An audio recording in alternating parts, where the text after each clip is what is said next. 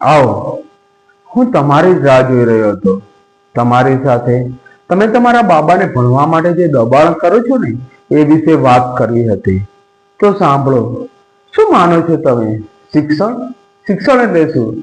જે માણસને માણસ બનાવે, ઊંડા અંધારામાંથી ઉજાસ તરફ લઈ જાય. પણ જ્યારે આ શિક્ષણ માટે અતિરેક થાય, માણસ ખોટા દેખાવ કરે અને ઈર્ષામાં શું સારું કે શું ખોટું એનું ભાન ભૂલીને ન કરવાના કામ કરે અને પોતાના સ્વજનો પર અત્યાચાર ગુજારે, ત્યારે આ શિક્ષણ માણસને એક અંધારી ખાઈ તરફ દોરી જાય છે, જ્યાંથી તે પાછો નથી આવી શકતો. કહેવાય છે કે ભાર વગરનું ભણતર. પણ કયું ભાર વગરનું ભણતર? એ તો ભણતરના ભાર નીચે એક બાળક, એક વિદ્યાર્થી, એક છોકરું એવું દબાય છે કે પોતાના જીવનનો અંત આણવા તૈયાર થઈ જાય છે.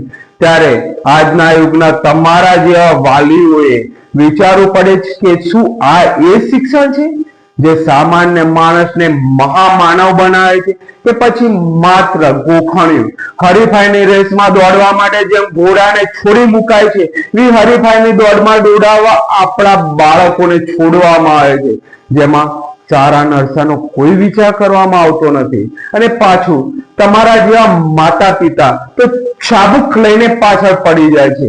પોતાના દીકરા કે દીકરીને એન્જિનિયર, ડોક્ટર અને સાયન્ટિસ્ટ બનાવવા માટે એક જાતનું રિસર્ચનું ટોર્ચરિંગ કરીને વિચારે છે કે સમાજમાં મારો રૂવાબ વધવો જોઈએ. પછી પેલું ભલે ને બિચારું બાપડું છોકરું જીવવું હોય તો જીવે કે મરે, ગમે તે થાય. એમાં ને એમાં હાલના સંજોગોમાં એવા ઘણા બાળકો નાની ઉંમરમાં આ ભણતરના ત્રાસથી કંટાળીને આત્મહત્યા કરીને જીવન ટૂંકાવી નાખે છે. એના સમાચાર આપણે અવારનવાર છાપાઓમાં જોઈએ છે. એના માટે જવાબદાર કોણ? તો તમે. સાંભળો, વ્યક્તિ અલગ અલગ પ્રકૃતિ હોય.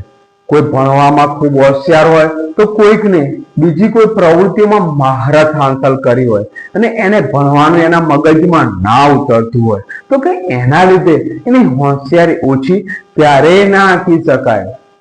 શાળાનું રિઝલ્ટ કોઈની પણ હોશિયારીનું પ્રમાણપત્ર ના બની શકે. અને જો કોઈ બાળક બીજી કોઈ પ્રવૃત્તિમાં હોશિયાર હોય તો એના માટે એને પ્રોત્સાહિત કરાય, ધુતકારાય નહીં. જો ને આપણા મહાન ક્રિકેટર સચિન તેંડુલકર અને એવી ઘણી બધી હસ્તીઓ કે જે ભણતરના આધારે નહીં પણ પોતાની એક આગવી આવડતથી આજે એમની મહાપુરુષોમાં ગણના થાય છે.